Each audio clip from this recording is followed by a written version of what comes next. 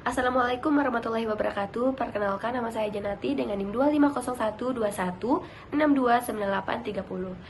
Saya berasal dari Prodi Teknologi Pendidikan dan pada kesempatan kali ini saya ingin mempresentasikan sebuah project yang telah saya kembangkan, yaitu platform berbasis website dengan judul Kuliner Nusantara Digital dengan tagline Warisan Rasa Budaya Kita. Alasan saya memilih judul ini adalah karena saya ingin menekankan bahwa kuliner Nusantara bukan hanya sekedar makanan saja, tetapi juga merupakan bagian dari identitas budaya Indonesia yang memiliki nilai sejarah, filosofi, dan makna sosial yang sangat kuat. Nah, melalui proyek ini, saya mencoba untuk menggabungkan antara teknologi dan budaya sehingga kuliner Nusantara lebih dikenal lagi dan dapat dipahami khususnya oleh generasi muda di era digital pada saat ini. Nah, lanjut ke slide yang kedua, yaitu analisis permasalahan. Pada slide ini, saya mengidentifikasi beberapa permasalahan utama. Yang pertama adalah akses informasi yang belum terintegrasi.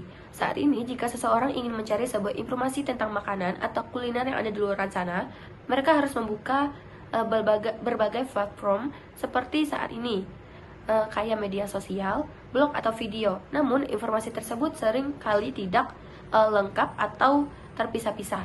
Sebagai contohnya, kayak kita menemukan gambar makanan yang ada di Instagram atau di Facebook, tetapi kita tidak menemukan asal-usul tentang makanan tersebut. Nah, seperti itu kurang lebih dari penjelasan saya yang ini.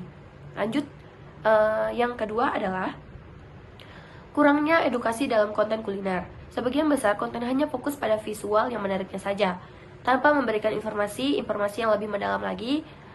Sebagian besar juga itu sangatlah buruk gitu loh.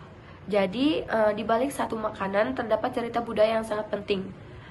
Nah, yang ketiga adalah menurunnya minat generasi muda terhadap kuliner tradisional. Generasi muda saat ini cenderung lebih tertarik pada makanan modern atau yang viral-viral saja pada saat ini dibandingkan makanan khas daerahnya masing-masing. Nah, jika kondisi ini terus berlanjut, maka ada kemungkinan kuliner tradisional akan semakin punah atau terlupakan. Lanjut ke slide yang ketiga, yaitu pentingnya solusi. Oleh karena itu, dibutuhkan solusi yang tepat. Yang pertama, di digitalisasi budaya. Di era sekarang, hampir semua aktivitas terpindah ke digital. Jika kuliner Nusantara tidak terdigitalisasi, maka akan kalah dengan budaya luar yang lebih aktif di internet. Yang kedua, pelestarian berkelanjutan. Dengan adanya platform digital, informasi tidak hanya tersimpan saja, tetapi juga bisa diperbaharui dan dikembangkan lagi. Nah, yang ketiga, media edukasi modern. Platform ini bisa menjadi sarana pembelajaran yang lebih menarik dibandingkan buku atau metode konvensional. Dengan kata lain, solusi ini bukan hanya menjawab masalah saja, tetapi juga membuka peluang baru dalam dunia pendidikan dan budaya. Selanjutnya, slide yang keempat, yaitu target pengguna. Yang pertama, yaitu target pengguna platform ini dibagi menjadi 3 aspek. Yang pertama itu ada perilaku digital. Pengguna yang aktif menggunakan internet seperti sharing browsing. Yang kedua ada menggunakan media sosial. Yang ketiga ada mencari referensi online. Nah, yang kedua ada demografis. Sama seperti target utamanya adalah pelajar, mahasiswa, dan generasi muda. Namun tetap terbuka untuk semua usia.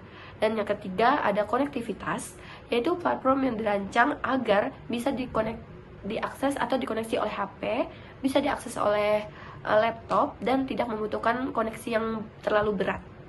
Nah, hal ini penting agar semua pengguna bisa mengakses tanpa hambatan. Lanjut ke slide yang kelima, yaitu konsep branding.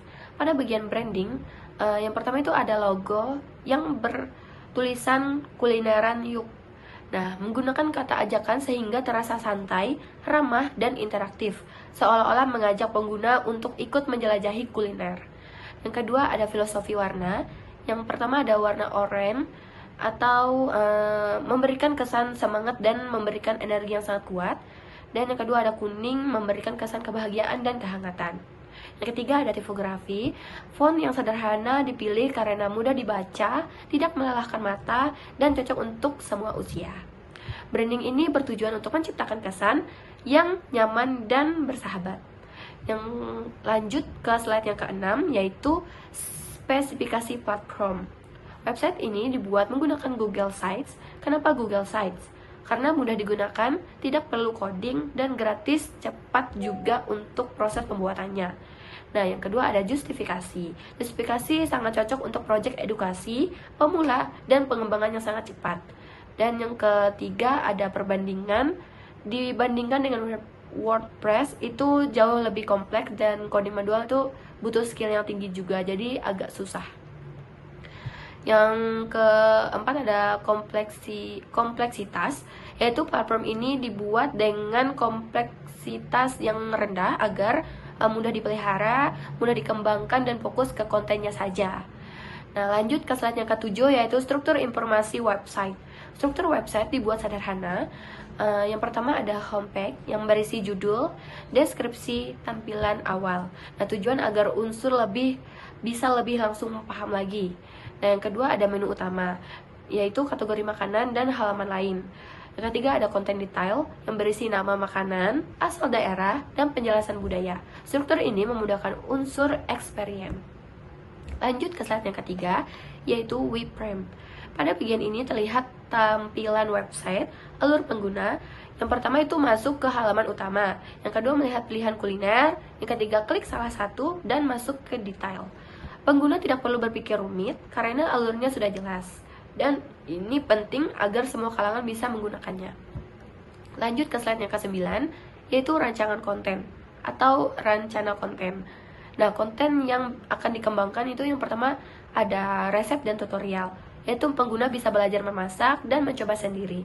Yang kedua ada artikel edukatif, yaitu berisi sejarah makanan dan filosofi budaya. Yang ketiga ada konten visual, yaitu gambar dan video. Dengan adanya gambar dan video agar lebih menarik dan tidak membosankan juga bagi pengguna. Dan yang terakhir ada fitur tambahan seperti lokasi kuliner dan rekomendasi makanan. Ini membuat website jadi jauh lebih interaktif. Lanjut ke slide yang 10, yaitu penutup. Sebagai penutup, proyek ini bukan hanya sekedar website, tetapi merupakan upaya untuk yang pertama melestarikan budaya, mengedukasi masyarakat, dan memanfaatkan teknologi. Dan manfaatnya yaitu informasi lebih mudah diakses. Yang kedua, budaya tetap terjaga. Dan yang ketiga, generasi muda lebih mengenal kuliner Nusantara. Sebagai call to action, saya mengajak kita semua untuk mulai mengenal, menghargai, dan melestarikan kuliner Indonesia di media digital. Karena jika bukan kita pada saat ini, siapa lagi yang akan menjaga warisan budaya ini. Nah, sekian presentasi dari saya. Mohon maaf jika ada kesalahan kata. Terima kasih atas perhatiannya. Wassalamualaikum warahmatullahi wabarakatuh.